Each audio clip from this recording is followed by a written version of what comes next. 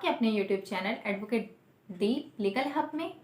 आज के इस वीडियो में हम बहुत ही एक ज़रूरी टॉपिक पर बात करेंगे जो कि आज के टाइम में बहुत साधारण हो गया है, लेकिन वो टॉपिक ऐसा है जिस पर अगर आप कभी उसमें फंस जाते हैं तो आप किसी से खुलकर बात भी नहीं कर सकते और ना ही आप उन्हें उसे बता सकते हैं। ये आजकल आम इसलिए हो गया है क्योंकि अधिकतर करके जो गर्लफ्रेंड बॉयफ्रेंड होते हैं वो एक दूसरे के साथ इतने ज़्यादा क्लोज हो जाते हैं कि वो एक दूसरे के साथ पिक्चर शेयर करना, वीडियो शेयर करना, ये सब शुरू कर देते हैं। प्रॉब्लम तब आती है जब आप दोनों के बीच में कोई अनबन हो जाती है और आपका जो पार्टनर है वो इस बात की आपको धमकी देने लगता है कि वो आपकी जो न्यूड पिक्चर्स उसके पास हैं या आपकी जो वीडियोस उसके पास है वो उसे लीक कर देगा। अब ऐसे में समस्या ये आती है कि आप किसी से बता भी नहीं सकते क्योंकि आपका एक सोशल स्टेटस होता है और आप उसे खराब नहीं करना चाहते। और आपको ये मनुष्य क्या है, एक सामाजिक प्राणी है, वो समाज से हमेशा कहीं ना कहीं डरता रहता है और इस तरह की प्रॉब्लम आने पर उसके मन में बहुत सारे सवाल उत्पन्न हो जाते हैं। कभी कभी तो ये होता है कि बहुत से लोग इस तरह की चीज़ों से परेशान होकर के सुसाइड कर लेते हैं, या बहुत से लोग अपनी जो मेंटल उनकी पोजीशन होती है उसको इतना ज़्यादा ख़राब कर लेते हैं कि वो आगे से वो कुछ भी सोचने समझने के लायक नहीं रह जाते।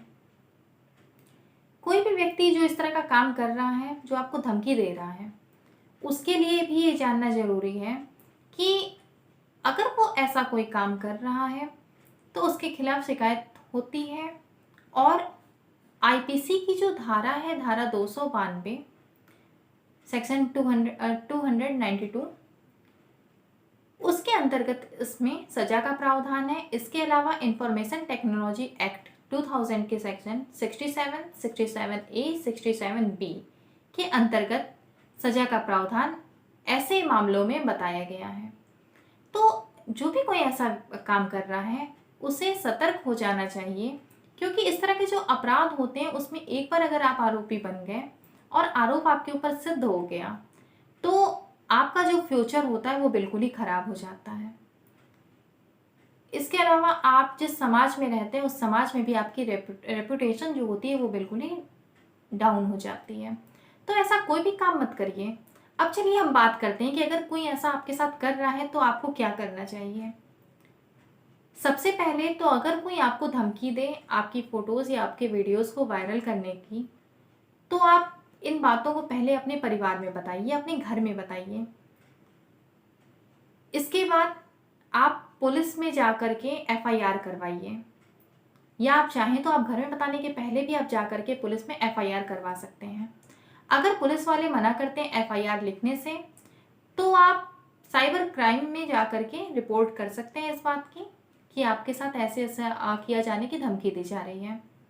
साइबर सेल में आप जाइए और जा कर के इसकी रिपोर्ट आप लिखवा दीजिए।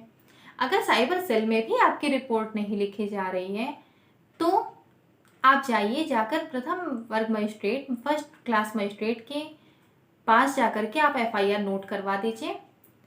सीआरपीसी का सेक्शन जो है 156 सब क्लॉज 3 वो ये बताता है कि आप डायरेक्ट जा कर के एसडीएम के कोर्ट में भी आप जा कर के मुकदमा दायर करवा सकते हैं, मतलब कि आप एफआईआर लिखवा सकते हैं। तो आप जाइए, जा कर के आप वहाँ पर केस एफआईआर करवा दीजिए। आपकी एफआईआर वहाँ पर लिख ली जाएगी और उस पर उसको संबंधित जो आपका जो थाना क्षेत्र होगा या फिर ऑफिसर होंगे, आईओ ऑफिसर होंगे, उनको वहाँ से ट्रांसफ़र हो जाएगी और उनको फिर उस मामले पर संज्ञान लेना ही होगा। इसके अलावा आप अपने दोस्तों से इस तरह की बात जिनके ऊपर भी आपको विश्वास और जिनसे भी आपकी ज़्यादा बात होती हो, आप उनसे एक बार ज़रूर अपनी बात को शेयर करिए, क्योंकि जब आप किसी बात को अपने तक रखते हैं तो आप अंदर ही अंदर घुटते रहते हैं। तो इससे अच्छा है कि आप अपनी बात को किसी को बता दीजिए, जिससे वो इंसान आपको कुछ ना कुछ राय ज़रूर देगा।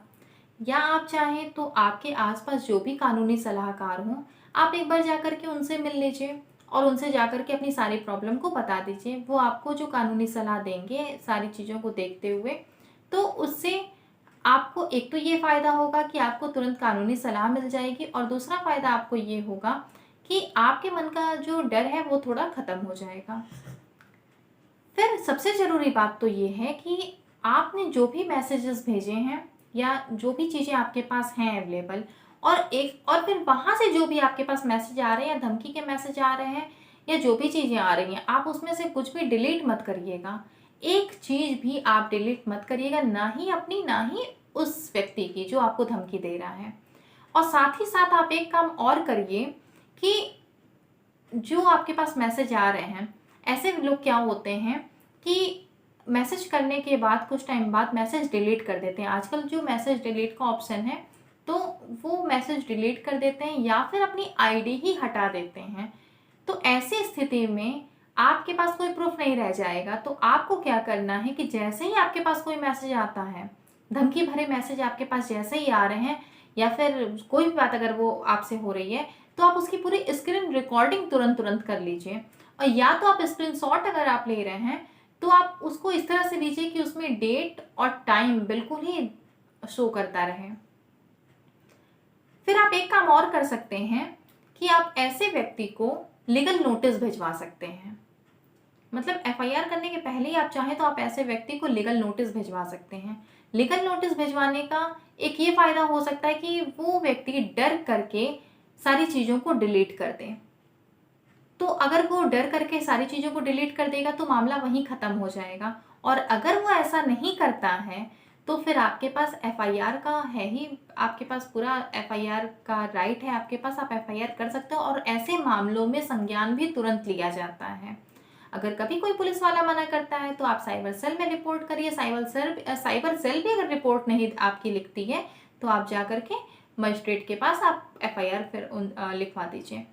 तो आपके पास इतने सारे ऑप्शन हैं, इसलिए अगर आपके साथ कभी भी ऐसी कोई भी कंडीशन आती है, तो आप उससे परेशान मत होइए। अपने राइट्स का आप यूज़ करिए और अपने घर वालों से एक बार ज़रूर बात करिए, उन तक ज़रूर इन बातों को पहुंचाइए। क्या होगा, ज़्यादा से ज़्यादा आप एक बार डांट सुनेंगे, लेकिन जो घर वाले होते हैं वो साथ ज़रूर देते हैं। तो इसलिए उन तक इन बातों को ज़रूर पहुँचा दीजिए। वीडियो को ज़्यादा से ज़्यादा शेयर कर दीजिएगा, जिससे बहुत सारे लोग इस तरह की प्रॉब्लम से परेशान रहते हैं, लेकिन वो आपसे बताने नहीं आएंगे। लेकिन हो सकता है कि वीडियो देख करके उन्हें उनकी प्रॉब्लम का सॉल्यूशन मिल जाए। और वीडियो को लास्ट तक देखने के लिए बहुत बहुत धन्यवाद।